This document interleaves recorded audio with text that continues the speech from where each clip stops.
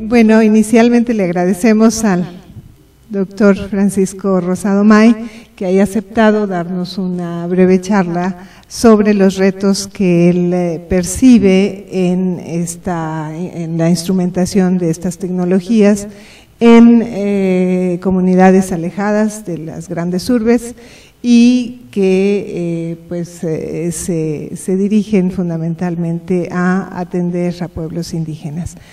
El doctor Rosado May no necesita mucha presentación, pero yo les quiero platicar, para quienes no han tenido contacto con él, que él ha tenido una amplia experiencia en el desarrollo de programas académicos, ha sido universitarios evidentemente, ha sido rector de la Universidad de Quintana Roo y ha sido también rector, y es rector fundador de la Universidad Intercultural Maya de Quintana Roo. Él es doctor en agroecología y tiene una vasta producción de artículos y de publicaciones que tienen que ver con estos asuntos, y es una persona muy comprometida con el pueblo maya. Le agradecemos su presencia y le damos la palabra. Muchas gracias, muy buenos días. Vamos al grano del asunto. Ok, esta presentación recoge no solamente elementos de mi entorno en la península de Yucatán, en Quintana Roo, pero también experiencias que he estado recopilando a través de visitar diferentes universidades interculturales en el país y de haber sido evaluador de los CIES en varios programas educativos, tanto en interculturales como no interculturales. Entonces, esta presentación asume tres elementos muy importantes.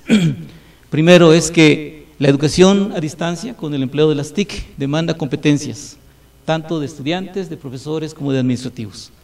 Si tenemos estudiantes que no tienen esas competencias, vamos a tener grandes problemas. Y hay muchos ejemplos en el país y en mi estado que demuestran eso. Segundo, la educación a distancia a través de TIC debe fortalecer y potencializar el modelo educativo que distingue a cada institución de educación superior. No debe ser al revés, no debe ser que el modelo se adapta a las cuestiones tecnológicas, sino que estas se deben de adaptar al modelo educativo. Y tercero, esta adopción de modalidad de educación a distancia con TIC no solamente es una forma para fortalecer equidad en cuanto a género, en cuanto a equidad social, sino también equidad en calidad. Si no hay equidad en calidad, aunque tengamos más número de mujeres, no vamos a tener el éxito necesario. Aunque tengamos más pobres en educación superior, tampoco vamos a tener el éxito necesario. La calidad debe ser un elemento importante de la equidad. Ese es un mapa que muestra, pensé que el auditorio iba a estar con personas que no conocían el tema, cómo está la distribución de los pueblos indígenas en México principalmente, básicamente está en todo el país, pero dónde están las concentraciones más altas y dónde se ubican las interculturales en el país. Ya somos 11 estados en donde hay, con la excepción de Oaxaca, que no es una institución pública precisamente, y creo que Nayarit viene pronto.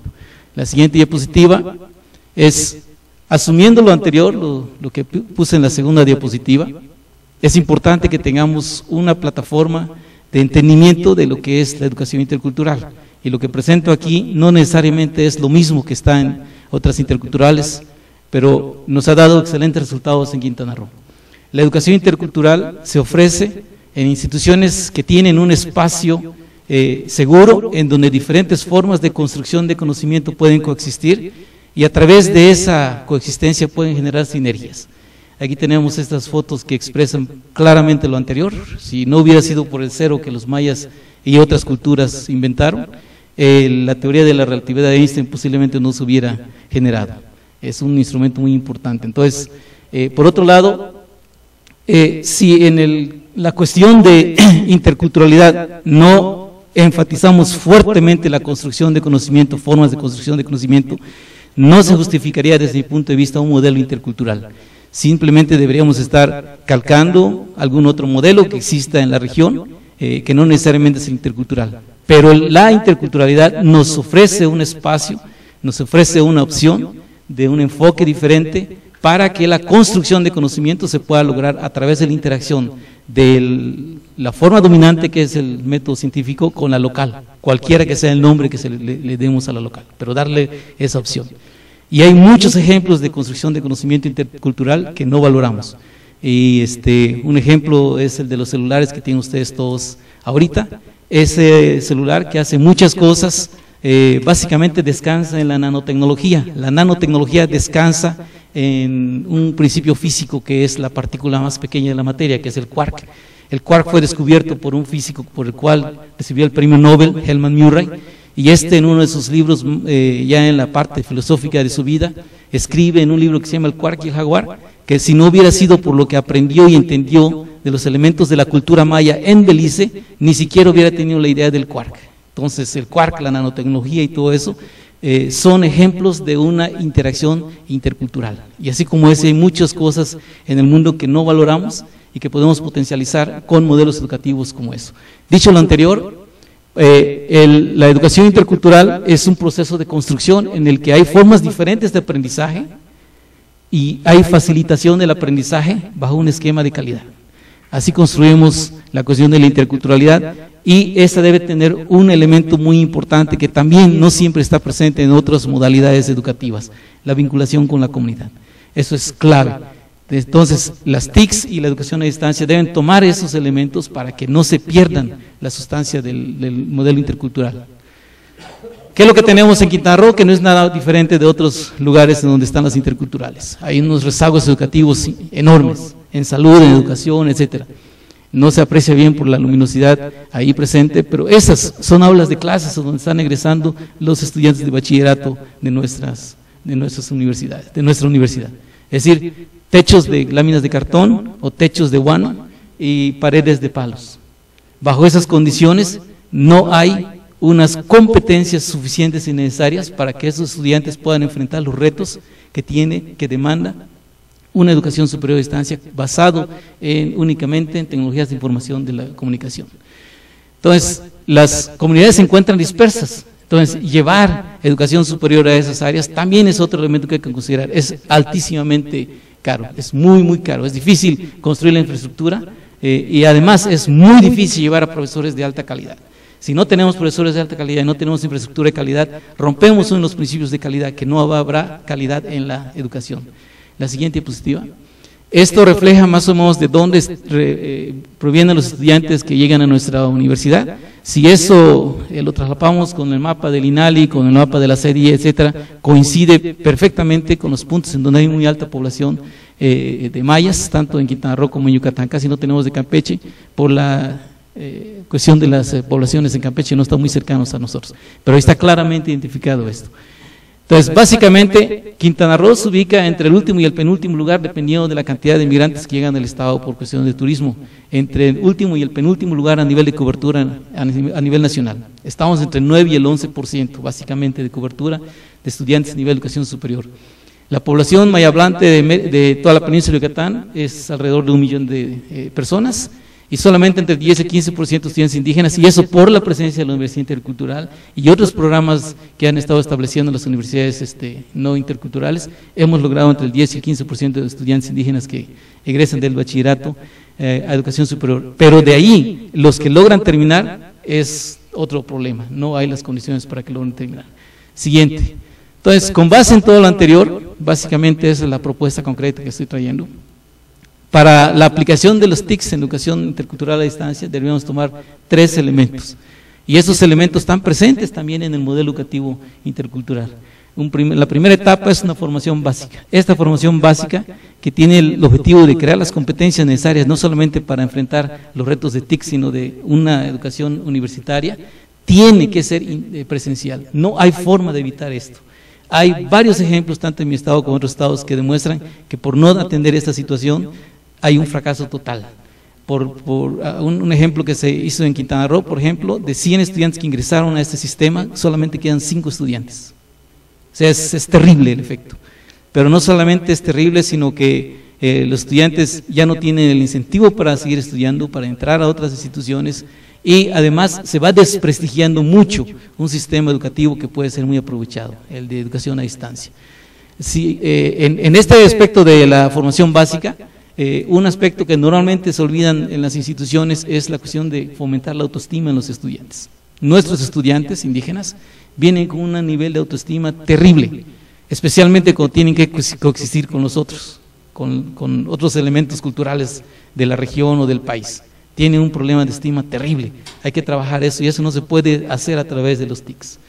La segunda etapa, en una etapa profesional asociado, básicamente para formar competencias ya prácticas en el trabajo y para evitar deserciones, para que sea una salida lateral en una carrera de 4 años, que no tengan que hacer los 4 años por diferentes razones. Esto, además de esa ventaja, si pudiera combinar educación a distancia y presencial. Esa tiene que ser una modalidad necesaria. Y en la tercera etapa de la formación ya es a nivel de licenciatura, para tener elementos ya más teóricos, metodológicos, conceptuales y también prácticos de la formación de los estudiantes. Y esa etapa también tiene que ser presencial y no presencial. Y especialmente porque el modelo educativo implica una vinculación con las comunidades. Y esa vinculación no la puede hacer la computadora desde el salón de clases donde esté la computadora, lo tienen que hacer personas. Y también en todo este proceso hay que hacer el acompañamiento adecuado. No podemos dejar solamente a la tecnología el resultado que estamos esperando de la formación de calidad en modelos interculturales. Es todo lo que tengo, me parece. Bien, muchas gracias.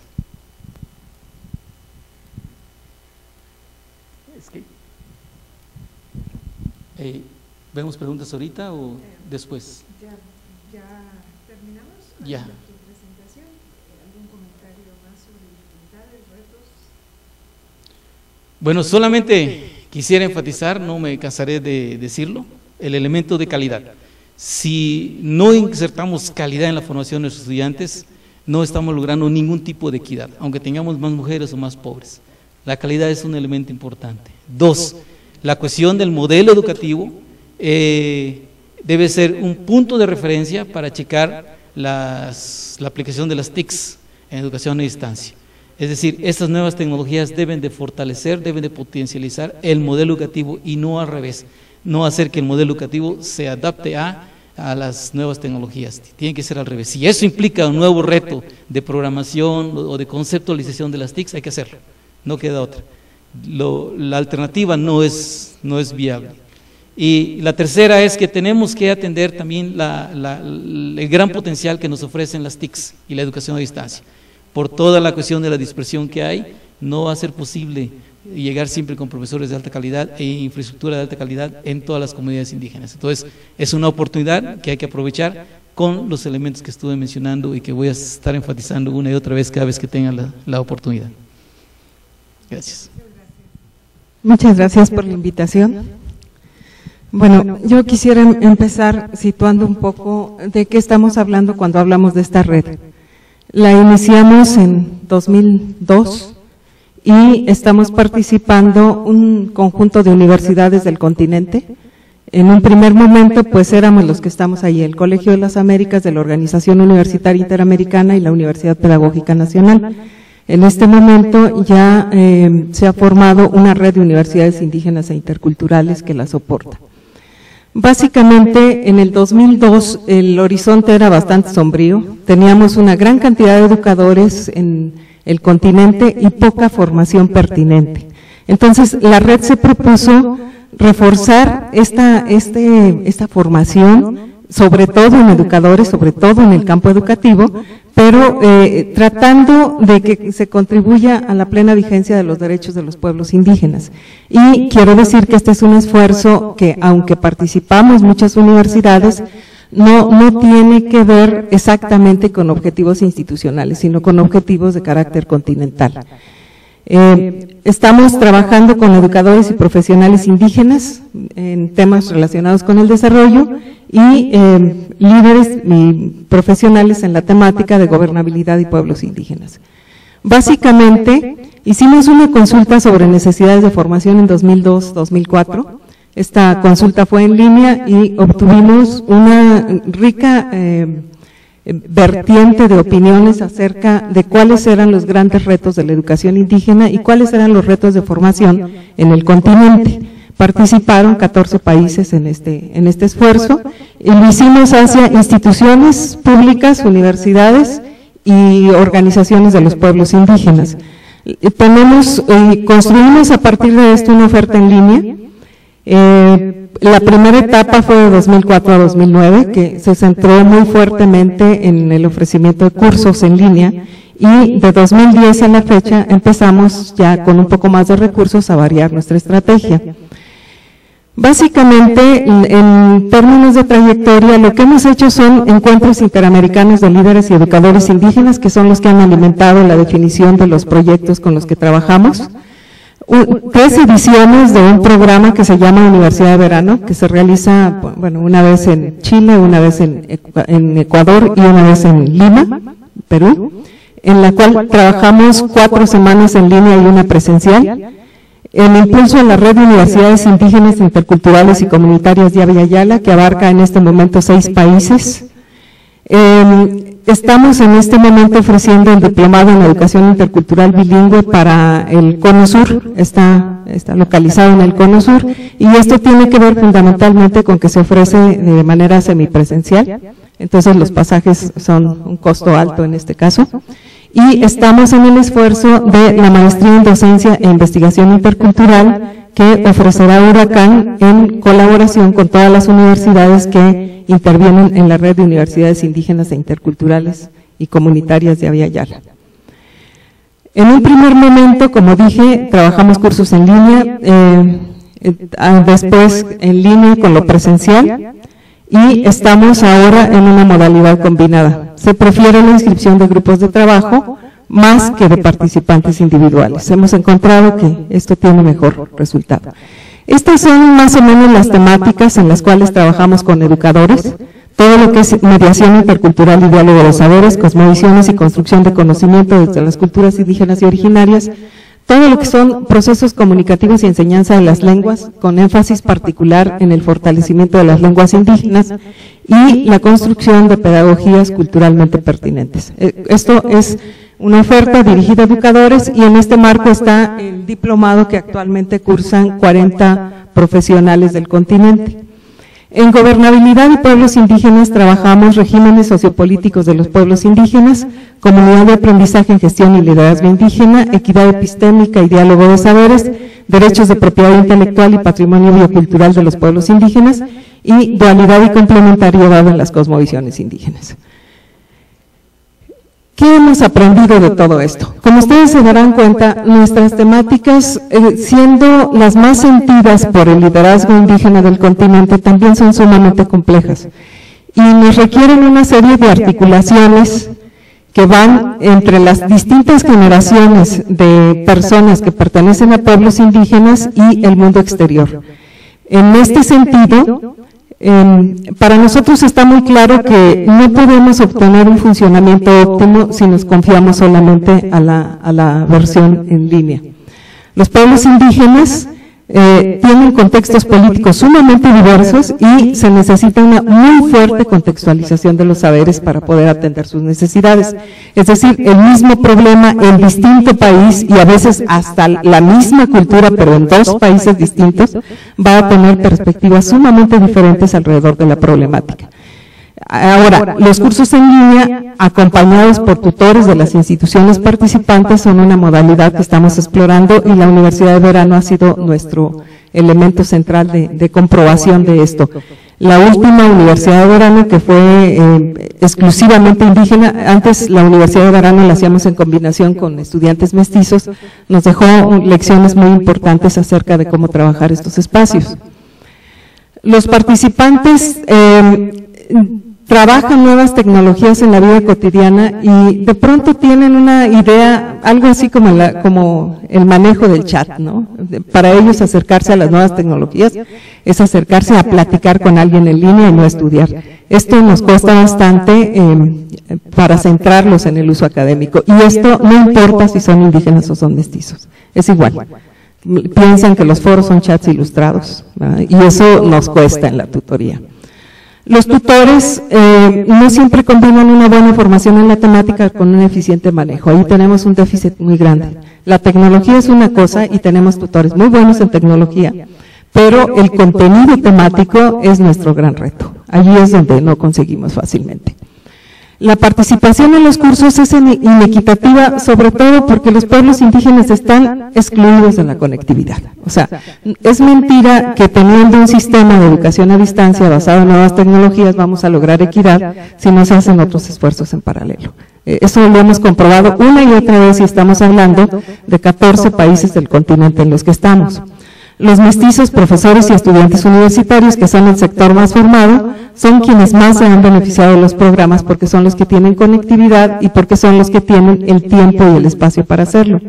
No siempre esto beneficia a los pueblos indígenas porque, como ya lo mencionaba quien me antecedió, la autoestima de los pueblos indígenas es muy baja y luego de repente resulta que el profesor sabe algo de sus pueblos que él no sabe y esto lo deja nuevamente como ignorante, ¿verdad? Tenemos ahí problemas serios en relación a quienes toman los cursos. Nosotros al principio pensábamos que si un mestizo está trabajando con pueblos indígenas debería conocer su cultura y por eso empezamos a trabajar muy fuertemente en esa dirección, pero nos damos cuenta que quienes requieren con más urgencia de apropiarse de sus propias concepciones son los propios pueblos indígenas y que los mestizos pues haríamos bien en apoyarlos pero no sustituirlos. Socialmente, que no significa que no haya ya un avance importante en un cierto sector ilustrado en los pueblos indígenas, estos se encuentran en proceso de transición de la oralidad a la escritura, y esto hay que tenerlo muy claro. Hay que tener muy claro que la oralidad es la forma privilegiada de comunicación y que ahorita la escritura es algo sumamente difícil para pueblos indígenas. Los participantes siempre quedan en desventaja frente a los no indígenas, es decir, nuestros cursos se inscribe todo mundo, no hacemos diferencia, pero tenemos el dominio de la expresión escrita como una de las limitantes y el idioma de instrucción que es el español. No hemos logrado pasar al uso de las lenguas indígenas ni siquiera en los foros por la enorme diversidad. Es decir, este tipo de cursos sirven para focalizar aspectos centrales en términos de problemática, pero no nos sirven si queremos ir a lo específico de los pueblos indígenas. Esto siempre se tendrá que trabajar presencialmente. Los espacios participativos de los cursos en línea reflejan la riqueza de las reflexiones. Nosotros nos damos cuenta cómo un foro sobre cualquiera de las temáticas nos ilustra a lo largo y ancho del continente lo que está pasando. Porque los estudiantes, al expresar sus experiencias, realmente nos muestran